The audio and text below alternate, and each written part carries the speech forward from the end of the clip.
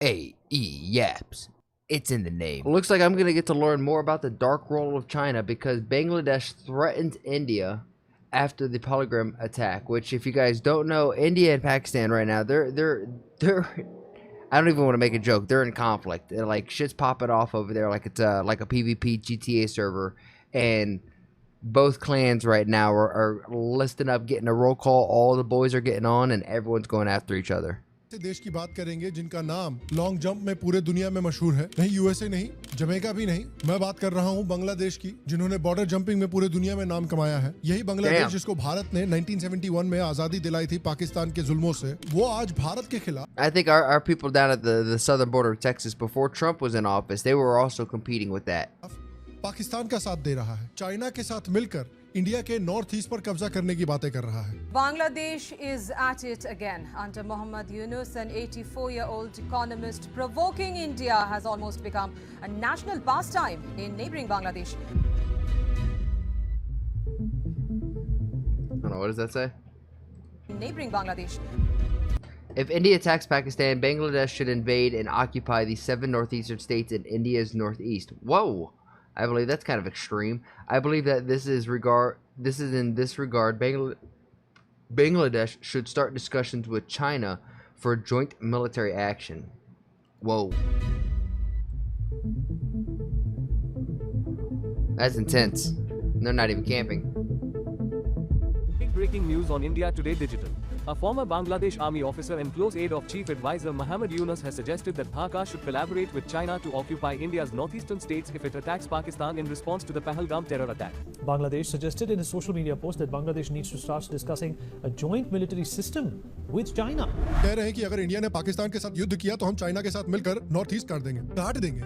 साले तुम्हारे बच्चों का नुन्नू है जो काट दोगे बे। तो आज की वीडियो में हम 2-3 चीजों के बारे में बात करेंगे। क्यों अचानक से बांग्लादेश उछल-उछल के इतना पाकिस्तान को सपोर्ट दे रहा है? क्यों पाकिस्तान और Bangladesh Well, I know, correct me if I'm wrong in the comments, but Bangladesh and India, their relationship isn't smooth, right? There's a little friction in that as well. And by a little friction, I think there's a large portion or a portion of Bangladeshians who want their independence from India. Tell me if that's right or wrong in the comments. देश चाहते हैं कि भारत जल्द से जल्द अभी के अभी पाकिस्तान के ऊपर युद्ध करे या किसी ना किसी तरह की स्ट्राइक करे। और क्यों पाकिस्तान और चाइना दोनों अल्टीमेटली मेरे हिसाब से चाइना के इशारों पर नाच रहे हैं। मुझे लगता है कि इस पूरे गेम के पीछे चाइना का हाथ है। मुझे क्यों ऐसा लगता है और मेरे हिसाब से भारत को क्या करना चाहिए, उसके बारे में भी आप और मैं आइए डिस्कशन करते हैं। हेलो और शाम शर्मा शो के इस एपिसोड में आपका बहुत बहुत स्वागत है। मैं हूं सेकुलरिज्म का सीईओ शाम शर्मा और आप सबको एक सेकंड प्रणाम। तो जैसा कि मैंने कहा, बांग्लादेश अचानक से बहुत उछल के पाकिस्तान को सपोर्ट दे रहा है, इंडिया का नॉर्थ ईस्ट काट के अलग कर देने की बात कर रहा है और अचानक से पाकिस्तान के साथ कुछ और देश भी आके खड़े हो। Also, I could get why, in response to this, I believe India has basically cut off the water for Pakistan, and Bangladesh sees that and they're maybe not happy with that kind of action. I think it's justified, but, you know, to each their own. इस वक्त की बड़ी खबर पाकिस्तान से, जहां पर पाकिस्तान पर तुर्की पलट गया है। जी हां, बड़ा दावा किया गया था कि तुर्की ने गोला बारूद से भरा हुआ प्लेन पाकिस्तान भेजा है।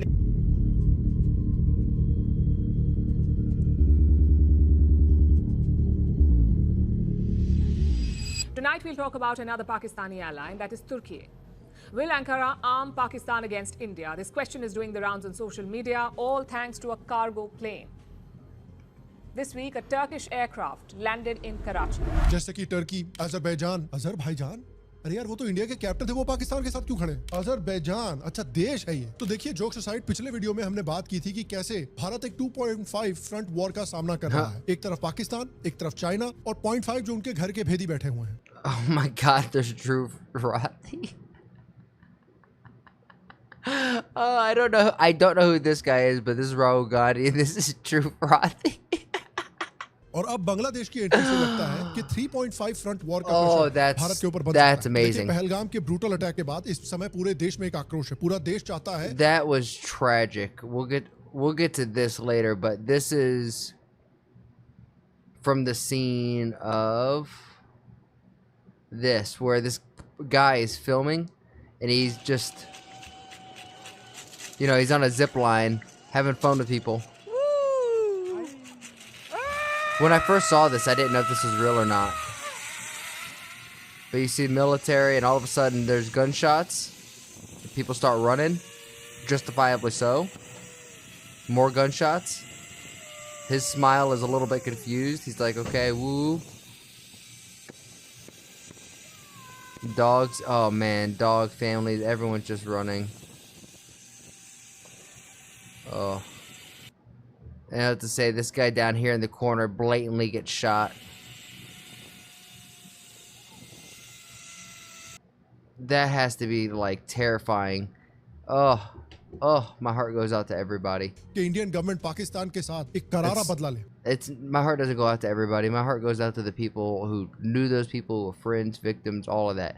It does not go to the ones who are shooting those people. That is just, ugh. Government ने प्रॉमिस भी किया है कि कुछ भी हो जाए पाकिस्तान से बदला लेकर रहेंगे. जिन्होंने ये एक्शन किया है और उनके जो बाप बैठे हुए रावलपिंडी में, उन सब से बदला लिया जाएगा. लेकिन उसके बाद से कुछ मिस्टीरियस चीजें हो रही हैं. अचानक से आपने नोटिस किया होगा कि कई ऑपोजिशन के लीडर्स भी पाकिस्तान के खिलाफ युद्ध करने की बातें कर रहे हैं. Terrorism.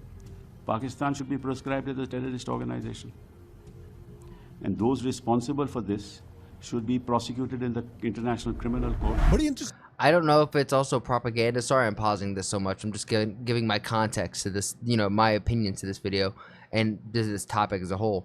But maybe it's through American propaganda. But when I think of Pakistan, I do think of like a terrorist state, right? Interesting बात है कि ये लोग पाकिस्तान के ऊपर युद्ध करने की बात कर रहे हैं, क्योंकि याद रखिए जब उरी पे अटैक हुआ था, उसके बाद जब गवर्नमेंट ने सर्जिकल स्ट्राइक की थी, तो वो उसका भी प्रूफ मांग रहे थे कि आपने किया है कि नहीं बताइए. तो एक तरफ तो इंडियन ऑपोजिशन गवर्नमेंट के ऊपर प्रेशर डाल रही है वॉर की तरह कोई एक्टिविटी करने के लिए. दूसरी तरफ अगर आप पाकिस्तान को देखें तो पाकिस्तान की जनता और पाकिस्तान की आर्मी भी वॉर मॉन्गरिंग पर उतर आए हैं. चाय पीने के पैसे नहीं है, रोटी बनाने के पैसे नहीं है, टंकी में गैस डालने के पैसे नहीं है, लेकिन युद्ध की धमकी दे रहा है बिलावल भुट्टो. भारत को कहना चाहूंगा कि सिंधु हमारा है और सिंधु हमारा रहेगा. या इस दरिया से हमारा पानी बहेगा या उनका खून बहेगा. पाकिस्तानी अवाम भी war That the whole reason why they stopped the water flow though is because blood was shedding, and they didn't like that. So you didn't honor their request. So why should they honor yours? Mongering पे उतर आई है. सबसे पहले हम अपने पाक फौज के साथ है. इंशाल्लाह फौज से आगे हम होंगे. 3 बार लड़े हुए इंडिया के साथ, 3 बार हम नहीं जीते, इनको घुस के मारे. इंशाल्लाह जिंदाबाद जिंदाबाद. कश्मीर बनेगा पाकिस्तान. इंशाल्लाह इंडिया में घुस के मोदी को भी मारेंगे, मोदी का सरकार भी गिराएंगे, मोदी से चाय बना के उसको गुलाम करके उसका हाथों का चाय पीएंगे इंशाल्लाह. पाकिस्तानी आर्मी और कुछ पाकिस्तानी मीडिया ऑर्गेनाइजेशंस हैं जो अनकन्फर्म्ड रिपोर्ट शेयर कर रहे हैं कि भाई अगले 24 से 36 घंटों में पाकिस्तान के ऊपर अटैक होने वाला है. They are really hankering for war. वो बहुत चाहते हैं कि अभी के अभी इंडिया उन पर वार करे. ऊपर से अनकन्फर्म्ड रिपोर्ट्स ये भी आ रही हैं कि बहुत सारे जो सिपाही हैं पाकिस्तानी आर्मी के, वो रिजाइन कर रहे हैं. ये पोटेंशियली हो सकता है इंडिया को बेवकूफ बनाने की कोशिश कर रहे हो कि देखिए इंडिया को अभी के अभी अटैक कर देना चाहिए, क्योंकि पाकिस्तान इज कंप्लीटली अनप्रिपेयर्ड. और यहां पर आती है सबसे इंटरेस्टिंग बात जो मैं आपसे बात करना चाहता था, बांग्लादेश की एंट्री. क्योंकि बांग्लादेश की एंट्री इस पजल का एक ऐसा पीस है जो इस पजल को एक तरह से कंप्लीट करने लगता है. बांग्लादेश का एक रिटायर्ड मेजर जनरल अचानक से बोल रहा है कि अगर इंडिया पाकिस्तान पे अटैक करेगा तो बांग्लादेश भी नॉर्थ ईस्ट के जो स्टेट्स हैं, 7 सिस्टर्स जिन्हें बोला जाता है, उस पर कब्जा कर लेगा चाइना की मदद से. याद रखिए कि पिछले महीने मोहम्मद यूनुस जो है, जो बांग्लादेश का पपेट लीडर है, वो भी चाइना गया था. This is where I had a question with last time is what does China have to do with this? और वहां पर 7 सिस्टर्स को छीनने की बात कर रहा था. 7 states of India, eastern part of India, called 7 sisters. They are landlocked country, landlocked region of India. They have no way to reach out to the ocean. We are the only guardian of the ocean. तो अचानक क्या हो गया ऐसा? बांग्लादेश जिसके civilians को Pakistani army ने 1971 में इतने ब्रूटल तरीके से मैसेकर किया था, जो 1971 में पंजाबी पाकिस्तानी डोमिनेशन से आजादी के लिए जान का दांव लगा रहे थे, वही बांग्लादेश आज पाकिस्तान का सांचो पांजा बनने की क्यों कोशिश कर रहा है? वो भी तुरंत पहलगाम अटैक के बाद, जब सबको क्लियरली पता है कि इंडिया पाकिस्तानी आतंक का विक्टिम है, बिल्कुल वैसे ही जैसे बांग्लादेश खुद 1971 में पाकिस्तानी आतंक का विक्टिम था. तो ये क्यों हो रहा है? देखिए, मेरे पास एक थ्योरी है, और ये ऐसी कोई नहीं है कि मेरी ओरिजिनल थ्योरी है. सोशल मीडिया पे इनफैक्ट कई लोग, एक्स सर्विसमैन और जियोपॉलिटिकल एक्सपर्ट्स इसको डिस्कस कर रहे हैं. सबसे प्रोमिनेंटली इसको हाल में डिस्कस किया गया है कॉलमनिस्ट श्रीमोय तालुकदार के. That looks like my dad, but like the Indian version of my dad. What the? That's his doppelganger. What the fuck? उनका और कई रिटायर्ड आर्मी वालों का मानना है कि देखिए ये जो अनप्रेसिडेंटेड अटैक हुआ है भारत पर, खासकर सिविलियंस को जो टारगेट किया गया है, इसका मास्टरमाइंड पाकिस्तान नहीं है, इसका मास्टरमाइंड एक्चुअली चाइना है और पाकिस्तान को सिर्फ एक यूज एंड थ्रो टूल की तरह इस्तेमाल किया जा रहा है इस ऑपरेशन में। चाइना ने पाकिस्तान को बेसिकली एक डिस्पोजेबल कॉन्डम जैसा इस्तेमाल किया है। पाकिस्तान इंडिया को नुकसान पहुंचाए और ये किया गया है एक बहुत ही स्पेसिफिक और इंपॉर्टेंट जियोपॉलिटिकल समय पर। मुझे लगता है कि इंडिया की जो गवर्नमेंट है वो भी चाइना के इस खेल को समझ रही है और वो अपना रिस्पॉन्स काफी केयरफुली कैलिब्रेट कर रही है, चाहे इसके लिए उनको अपने कोर वोटर बेस का गुस्सा ही क्यों ना झेलना पड़े। देखिए, चाइना के लिए इंडिया का राइज एक उतना ही बड़ा थ्रेट है जितना अमेरिका के लिए यूनिपोलर दुनिया का कोलैप्स थ्रेट है। लेकिन एक डिफरेंस है, अमेरिका ने चाइना को एंगेज किया, ट्रेड खोला और उसको खुद से बड़ा बनाया। लेकिन चाइना एक हाइपर रियलिस्ट देश है, चाइना एक सेल्फिश बुली है। उसका गोल है सिर्फ एशिया को ही नहीं बल्कि पूरी दुनिया को डोमिनेट करना और उसके लिए इंडिया, जो कि एक कंपेटिटर बन सकता है चाइना का इन अ कपल ऑफ डेकेड्स, उसको रास्ते से हटाना बहुत जरूरी है। और जैसा कि पहले भी देखा गया है, जितना स्ट्रॉन्ग चाइना बनता है उतना ही ज्यादा डिसेप्टिव भी वो बनता है। मुंह पे पीस, डायलॉग, डी-एस्केलेशन की बातें करता है, लेकिन अंदर से पहलगाम जैसे अटैक्स में इनका हाथ भी हो सकता है और इस पॉसिबिलिटी को इग्नोर करना भारत के लिए बहुत बड़ी गलती होगी। और theory Yeah, but if you're any large government, that's what you're gonna do. You're gonna talk about like having peace, like externally talk about peace, but internally handle certain situations with violence. ये है कि इस समय पर China ने India के खिलाफ ये गेम इसलिए खेला है क्योंकि लोग ये बात मानने को तैयार ना हो, लेकिन ट्रंप के एक्शंस ने चाइना को सच में हर्ट किया है। अगर हम कुछ हार्ड फैक्ट्स को भी देखें तो चाइना की फैक्ट्री एक्टिविटी अप्रैल 2025 में 16 महीने के लोएस्ट लेवल पर आ गई है। यूएस कंपनी सिर्फ इंपोर्ट्स को पॉज नहीं कर रही है चाइना से, बल्कि वो अपनी सप्लाई चेन चाइना से हटाकर दूसरे देशों में ले जा रही है। एक बहुत प्रोमिनेंट एग्जांपल है कि एप्पल अपने आईफोन की मैन्युफैक्चरिंग एक बहुत बड़े तादाद में इंडिया में शिफ्ट कर रहा है। Economic Shout out to my Indian brothers. Also, a lot of AI manufacturing is going to be going towards, or like being built in America, which is going to be producing not just jobs, but like high-paying jobs. Analyst का mood भी China की तरफ काफी pessimistic हो रखा है। Goldman सैक्स कह रहा है कि चाइना का ग्रोथ 2025 में 4.5% रहेगा, जो कि चाइना के अपने 5% के टारगेट से नीचे है। नोमुरा कह रहा है कि 2.2% जीडीपी का डायरेक्ट नुकसान हो सकता है सिर्फ यूएस टैरिफ्स की वजह से चाइना को। यूरेशिया ग्रुप के डैन वैंग कह रहे हैं कि चाइना के यूएस एक्सपोर्ट्स आधे हो सकते हैं बेसिकली, यानी चाइना की 2% जीडीपी का डायरेक्ट हिट, जिसको संभालने के लिए कम से कम 2 ट्रिलियन युआन का स्टिमुलस पैकेज चाइना को लगाना पड़ेगा देश में। कई इकोनॉमिस्ट तो ये कह रहे हैं कि 5% नहीं बल्कि चाइना की ग्रोथ 3.5% तक गिर सकती है। और सबसे बड़ी रेसिप्रोकल टैरिफ्स हैं अब सब कंट्रीज के लिए मोस्टली पॉज हो चुके हैं, सिर्फ चाइना को छोड़ के। मतलब ये एक सिस्टम रीसेट का सिग्नल है अमेरिका की तरफ से। भले ही ट्रंप का तरीका बहुत क्रूड हो, बहुत केओटिक हो, लेकिन देखने से ये क्लियर है कि ट्रंप का गोल भी क्लियर है। ट्रंप का गोल है अमेरिका को चाइना से डीकपल करना। ट्रंप का वर्ल्ड ट्रेड सेंटर पर बार बार अटैक करना, WTO से विड्रॉ करने की धमकी देना और मल्टीलैटरल फोरम्स को बाईपास करना, ये सब कोई रैंडम रिएक्शन नहीं है। ये सब एक डीपर स्ट्रैटेजी का हिस्सा है कि ग्लोबल ट्रेड के रूल्स को ऐसे रीसेट किया जाए जिससे चाइना का अनफेयर मॉडल कंस्ट्रेन हो जाए। पिछले कई सालों से चाइना ने WTO का फुल नाजायज फायदा उठाया है, अपना एक्सपोर्ट इकोनॉमी ग्रो किया है, लेकिन अपनी डोमेस्टिक मार्केट को बाहर से शील्ड करके रखा हुआ। For some reason, I feel like in this video, the background music is just higher than the rest of it. Am I crazy?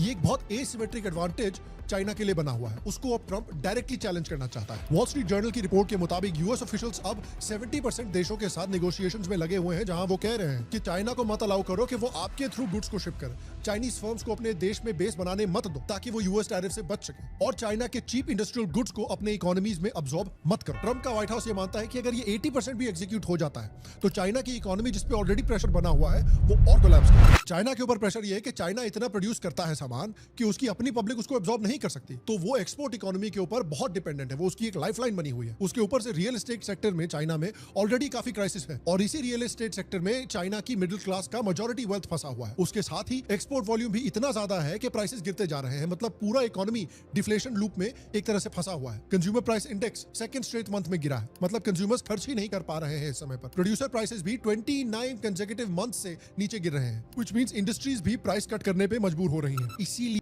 I'm just thinking though, like specifically as an American, I don't, like my focus is at how far my dollars go. I don't want to suffer just to make China and China's people suffer more than us, right? Like I don't want us to both, like, if we're gonna burn, everyone's gonna burn. I would rather focus on just being great and getting the value of our dollar back. I just don't know if this is like the first step to that. ये है interesting बात कि आप सोच रहे होंगे कि पिछले कुछ महीने से भाई चाइना जो है भारत की तरफ बड़ा फ्रेंडली होने की कोशिशें कर रहा है। भाई चलिए हम LAC से डीएस्केलेट कर लेते हैं, दोस्ती बढ़ाते हैं। यही रीजन है क्योंकि अमेरिका ने इस समय पर इनके अंडे पकड़े हुए हैं हाथ में। उसके ऊपर से ऑस्ट्रेलिया, जापान और साउथ कोरिया तो पहले से ही चाइना के साथ कोई भी ब्रॉड कोalition बनाने से मना कर चुके हैं अमेरिका के खिलाफ। वो ओपनली बोल रहे हैं कि उनको भैया चाइना पे भरोसा नहीं है। साउथ ईस्ट एशियन कंट्रीज और यूरोपियन यूनियन अभी they're hedging their bets, but ना फुली चाइना के साथ है ना फुली यूएस के साथ है। तो देखिए अल्टीमेटली चाइनीज कम्युनिस्ट पार्टी, जिनका वन पार्टी रूल है चाइना के ऊपर, उनकी जो पॉलिटिकल लेजिटिमेसी है वो सिर्फ चाइना के इकोनॉमिक ग्रोथ से जुड़ी हुई है। अगर चाइना की इकोनॉमिक परफॉर्मेंस गड़बड़ाने लगती है तो शी जिनपिंग की कुर्सी भी डगमगाने लगेगी। इसीलिए चाइना को डर है कि दुनिया के देश अगर इंडिया को एक वायबल इकोनॉमिक अल्टरनेटिव के रूप में देखने लगेंगे तो ये चाइना के लिए बहुत बड़ी मुसीबत बन सकता है। और मार्च में इंडिया का मार्केट थोड़ा रिबाउंड भी करने लगा। निफ्टी 50 ने 6.3% का मंथली जंप मारा है, विच इज पिछले 15 महीनों से हाईएस्ट राइज। सेंसेक्स भी 5.1% ऊपर गया है एक लॉन्ग नेगेटिव ट्रेंड के बाद। दूसरी तरफ चाइनीज मार्केट्स डाउन जा रहे हैं और वहां पर स्टेट को डायरेक्टली इंटरवीन करना पड़ रहा है इकोनॉमी को बचाने के लिए। तो चाइना की नजर में इंडिया एक वायबल कंपेटिटर है और चाइना जैसे जो बुलीज होते हैं वो कभी भी किसी कंपेटिटर को जिंदा नहीं रहने देंगे, सर्वाइव नहीं करने देंगे। तो ये लॉजिकल है कि कहीं ना कहीं ये जो पहलगाम में हुआ है उसके पीछे चाइना का कुछ ना कुछ हाथ हो। और इस तरह से रिलीजियस टारगेटिंग की गई है क्योंकि इंडिया को अपने ही फॉल्ट लाइंस पे डिवाइड किया जाए। इंडिया के अंदर जो 0.5 फ्रंट है वो एक्टिव हो जाए, जैसा कि हुआ है।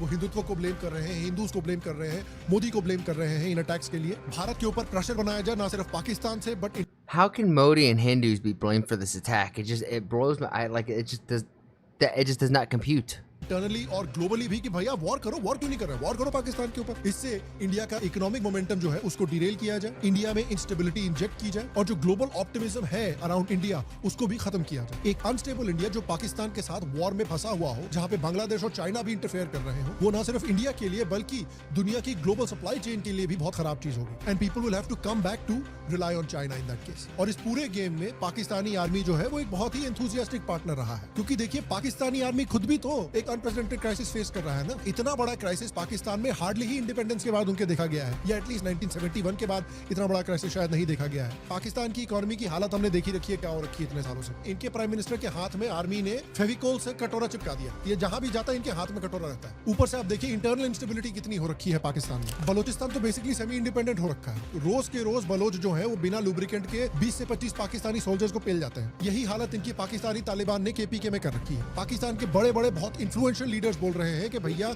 KPK और बलोचिस्तान जो है वो पाकिस्तानी आर्मी के लिए बेसिकली नो गो एरियाज बन चुके हैं। इकोनॉमिक सिचुएशन इतनी खराब है इनकी कि PSL के जो मैच विनर्स है उनको पैसे के बजाय हेयर ड्रायर और शेविंग क्रीम दी जा रही है। तो इन सब चीजों से पाकिस्तानी का आर्मी की जो क्रेडिबिलिटी है लोगों की आंखों में उसमें एक बहुत बड़ा डेंट पड़ा हुआ है। देखिए पाकिस्तानी आर्मी की क्रेडिबिलिटी पाकिस्तान में सिर्फ यही है कि देखिए हम ही आपको भारत से डिफेंड कर सकते हैं, इंटरनल और एक्सटर्नल थ्रेट से डिफेंड कर सकते हैं, हम ही है जो इकोनॉमी को बचा कर रख सकते हैं। लेकिन पाकिस्तानी उन दोनों फ्रंट पे बुरी तरह से फेल कर रही है। तो they are completely desperate to find a way to rebuild that credibility. तो जब एक देश के पास खोने को कुछ होता नहीं है, जब वो डेस्परेट होते हैं, then they take extremely risky decisions like this, like targeting civilians in Kashmir. और इसीलिए वो चाहते हैं कि इंडिया हमला करे क्योंकि वो प्रिपेयर्ड है। हो सकता है चाइनीज आशीर्वाद भी उनको मिला हुआ है, चाइना ने उनको पूरा सपोर्ट देने का प्रॉमिस भी किया है कि आप हमला तो करने दो इंडिया को, ऐसा फंसाएंगे इंडिया को कि इंडिया भी याद रखेगा 7 पुश्तों तक। और इसीलिए That would be insane if they got China's blessing. क्योंकि मुझे लगता है कि इसमें चाइना का हाथ है कहीं ना कहीं, इसीलिए I believe India needs to be very careful and very smart. देखिए ताकत दिखाना जरूरी है लेकिन सोच समझकर। भारत को एक स्ट्रॉन्ग मिलिट्री रिस्पांस पाकिस्तान को देना बेहद जरूरी है। भारत के हर एक सीनियर लीडर ने बोला है कि देंगे, तो I am sure some kind of response is being prepared. लेकिन ये सोच समझ कर देना पड़ेगा क्योंकि इंडिया को अमेरिका और इजराइल के एग्जांपल से सीखना चाहिए। 2001 में जब अमेरिका के साथ 9/11 के अटैक्स हुए थे तब अमेरिका ने बिना कुछ सोचे समझे अफगानिस्तान में और इराक में चढ़ाई कर दी। उससे हुआ क्या? ट्रिलियंस ऑफ डॉलर्स इन्होंने खर्चा किया, हजारों अपने सोल्जर्स को मरवा दिया। जो गोल था अफगानिस्तान में, इराक में, दोनों गोल्स में वो फेल हो गए और अल्टीमेटली अमेरिका की क्रेडिबिलिटी बिल्कुल खोखली होगी ग्लोबल स्टेज पे। दुनिया में उनका इन्फ्लुएंस कम होने लगा इस वजह से और वहां पर एक वैक्यूम बन गया और उस वैक्यूम को आज चाइना फिल कर रहा है। अफगानिस्तान से निकलते वक्त यूएसए की जो बेइज्जती हुई वो हम सबने देखी। इजराइल के साथ भी ऐसा ही कुछ हुआ है। अक्टूबर 7 के बाद उन्होंने एक ऑल आउट वॉर छेड़ दी गाजा में हमास के खिलाफ। अब वॉर शुरू तो कर दी लेकिन अब 1.5 साल हो चुके हैं, हमास अभी तक खत्म नहीं हुआ है। गाजा में ह्यूमैनिटेरियन क्राइसिस चल रहा है और इजराइल की इंटरनेशनल इमेज बहुत ही खराब हो चुकी है इस समय पर। अमेरिका और यूरोप जैसे ट्रेडिशनल एलाइज भी अब डाइसी लग रहे हैं इजराइल के सपोर्ट में। इनफैक्ट गैलप सर्वे के मुताबिक अमेरिका जहां पे हमेशा ओवरवेलमिंग सपोर्ट रहा है इजराइल के लिए, वहां भी अब अडल्ट्स में 50% से नीचे आ चुका है इजराइल के लिए सपोर्ट। तो Israel It is crazy to see how it feels like right now the chessboards are moving in the global powers and the global, shifts of things, there is large shifts happening. ने अपना पैसा, अपने resources, अपना goodwill काफी हद तक खो दिया है और हमास का खात्मा भी नहीं हुआ। यही चीज एग्जैक्टली मुझे लगता है कि पाकिस्तान, बांग्लादेश और खासकर चाइना चाहता है कि भारत करे। वो चाहता है कि भारत एक इमोशनल डिसीजन ले। वो चाहता है कि भारत पाकिस्तान के साथ तुरंत जंग में घुस जाए और अपने रिसोर्सेज, अपने जवान और अपनी इंटरनेशनल गुडविल खो दे और अपनी इकोनॉमी बिठा दे। तभी चाइना एक दूसरे फ्रंट पे प्रेशर डालेगा और भारत को दो तरफ से घेरेगा और वहां जो उनका तीसरा टटपुंजिया है बांग्लादेश, वो भी फिर उंगली करेगा भारत को। और इसीलिए मुझे लगता है कि एक लंबी और एक महंगी जंग से बेहतर है एक सोची समझी स्ट्रेटेजी, जो भारत ऑलरेडी कर रहा है। धीरे धीरे एक एनाकोंडा वाले सिस्टम से आप पाकिस्तान को इकोनॉमिकली, डिप्लोमेटिकली और मिलिटरीली चोक करना शुरू कीजिए। क्योंकि देखिए, ये जो पाकिस्तान ने किया है, this is a very low risk Gamble for Pakistani army. Pakistan को अच्छी तरह से पता है कि मोदी सरकार का स्ट्रेटेजिक डॉक्ट्रिन क्या है। क्रॉस बॉर्डर टेररिज्म जब होगी, इंडिया जवाब देगा। कन्वेंशनल वॉरफेयर में इंडिया का डिसाइसिव एज है। और अगर आपको प्रूफ चाहिए कि क्यों चाइना का हाथ हो सकता है इसके पीछे, तो आप देखिए चाइना के स्टेप्स रिसेंटली। यूएनएससी में हमेशा पाकिस्तान को शील्ड करता है, डिप्लोमेटिक स्टेज पे पाकिस्तान को विक्टिम बना के दिखाता है, इंडिया के डिप्लोमेटिक आइसोलेशन एफर्ट्स को सॉफ्टन करता है, इनडायरेक्टली हिंट कर रहा है कि अगर जरूरत पड़ी तो वो इंडिया के खिलाफ पाकिस्तान की मदद करेंगे। चाइना के फॉरेन मिनिस्ट्री का स्टेटमेंट आया है कि we fully understand Pakistan's legitimate security concerns and support them in safeguarding their sovereignty. ऊपर से इंडियन एजेंसीज ने यह दिखाया है कि जिन आतंकियों ने अटैक किया था पहलगाम में, उनके पास हुआवेई के बैंड सैटेलाइट फोन्स थे और अल्ट्रासेट नाम के एनक्रिप्टेड चाइनीज कॉम्स डिवाइसेस थे, जो स्पेसिफिकली कस्टमाइज किए जाते हैं पाकिस्तानी आर्मी के लिए, ताकि वो इंडिया के मोबाइल टेक को बाईपास करके direct radio frequency control station के थ्रू ऑपरेट कर सके अक्रॉस द बॉर्डर। और इसीलिए पाकिस्तान चाहता है कि इंडिया अभी के अभी अटैक करे, क्योंकि मोदी ने पिछले 2 बार भी यही किया था, तुरंत रिप्लाई किया था। और इस बार अगर इंडिया वही लिमिटेड स्ट्राइक स्ट्रेटजी यूज करेगा तो पाकिस्तान तैयार है। और चाइना, बांग्लादेश का सपोर्ट भी उनको इस समय मिला हुआ है। तो इट्स वेरी मच पॉसिबल कि पाकिस्तान ने एक ट्रैप लगाया हुआ है भारत के लिए, जिसमें एटलीस्ट अभी तक इंडिया नहीं फंसा है। और इंडिया ने It's interesting that he hasn't brought up that India has already retaliated, and since that India has cut off the water. Maybe that was done after this video was recorded, but this video was done 8 hours ago. I thought that news was steps लिए हैं days old at this point. सबसे unexpected move था caste census का shock announcement. एक तरफ तो मेरा दिमाग घूम गया टाइमिंग देख के कि यार एक समय पे पूरा देश जब यूनाइटेड है तो आप कास्ट सेंसस अनाउंस कर रहे हो। Maybe he did it in like the last video. Didn't want to repeat it. Public का अटेंशन जो है वो पाकिस्तान से हटके कास्ट सेंसस पे आ गया है। तो पब्लिक प्रेशर इस समय पे पाकिस्तान के अगेंस्ट रिस्पांस को लेकर थोड़ा कम हो गया है। इनफैक्ट ऑपोजिशन भी ऑफ गार्ड हो गई है। कांग्रेस तो इतना खुश हो गई कि देखिए बीजेपी ने कास्ट सेंसस बोल दिया, वो भी पाकिस्तान को भूल गए। और इस चक्कर में इंडिया ने अपने लिए थोड़ा सा टाइम और खरीद लिया है। और इस वक्त देखिए पाकिस्तान पूरे सस्पेंस में, कॉन्स्टेंटली टेंशन में है कि भैया रिटेलिएशन कब आएगा, और उस टेंशन में अपने ही रिसोर्सेज वेस्ट कर रहा है। इंडिया ने अपना बिगेस्ट एडवांटेज अभी तक संभाल के रखा हुआ है, which is the element of surprise. Retaliation होगा, बिल्कुल होगा, लेकिन तब जब पाकिस्तान एक्सपेक्ट नहीं करेगा तब होगा। And India can afford to wait, because देखिए चाइना और पाकिस्तान के ऊपर अभी बहुत प्रेशर बना हुआ है। चाइना के ऊपर ट्रंप की वजह से बहुत बड़ा इकोनॉमिक प्रेशर बना हुआ है। पाकिस्तान के ऊपर भैया अपने कर्मों की वजह से इतना बड़ा प्रेशर बना हुआ है। ऊपर से इंडिया ने इंडस वाटर ट्रीटी कैंसिल कर दी है, पूरी दुनिया में आइसोलेट करके रखा हुआ है, इकोनॉमिक कोलैप्स मोड में है, instability is sky high with Balochistan and KPK. तो वो स्ट्रेटजी अभी भी इंडिया को कंटिन्यू करके रखना चाहिए कि आप इंडस का पानी डाइवर्ट करते रहिए। इससे धीरे धीरे देखिए इनकी जो एग्रीकल्चर प्रोडक्शन है पूरा बर्बाद होने वाला है पंजाब में और सिंध में, और वहां पे पानी के ऊपर और एग्रीकल्चरल प्रोड्यूस के ऊपर shutting off the water and doing it for a prolonged period of time is only going to exponentially worsen their food and agricultural issue, right? Because if I remember right, Pakistan has a lot of farmland. They rely heavily on the Indus River, or the Indus Valley water treatment, that water agreement that India recently cut off, because they need that water. It flows directly through India, and India cut it off. Now they can't grow no crops. That could be like a generationally devastating thing where it just cripples Pakistan. And it's not like there's a lot there as it is to hold it up if it does get crippled. It's not like it has strong legs to hold itself up.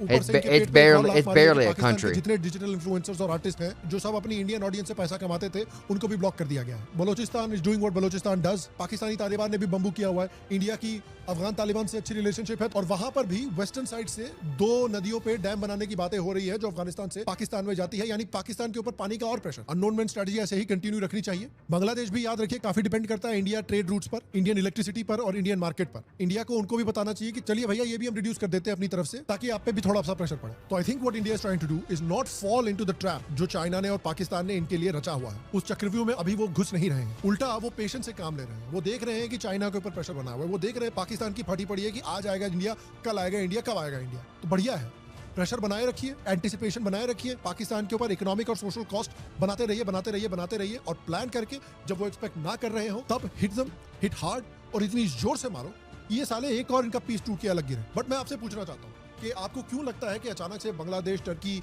ये सब पाकिस्तान के support में आ रहे हैं। China ने भी कुछ ऐसे स्टेटमेंट्स दिए हैं जिसको देख के ये लगता है कि देखिए कहीं ना कहीं इन सालों का हाथ है। क्या लगता है आपको कि इंडिया को क्या तुरंत रिस्पॉन्ड करना चाहिए और या फिर वेट करके एंटिसिपेशन में इनको रख के एक सही टाइम चुनकर स्ट्राइक करना चाहिए? आपको क्या लगता है? क्या आप मेरे थीसिस से एग्री करते हैं? क्या आप श्रीमोय तालुकदार के थीसिस से एग्री करते हैं? आपको क्या लगता है इंडिया का क्या बेस्ट कोर्स ऑफ एक्शन होना चाहिए? नीचे कमेंट सेक्शन में मुझे जरूर बताएं। बाकी गाइस आपसे अगले एपिसोड में मिलेंगे, तब तक स्वस्थ रहें, सुखी रहें, फिर मिलेंगे। और आप सबको एक सेकंड प्रणाम। So yeah, पहलगाम में basically what I was getting at the end there is it feels like globally there's a large shift going on for China with Pakistan, with Bangladesh, with India. It just feels like there's a lot going on, not just in Asia but over here in America. And it's fascinating.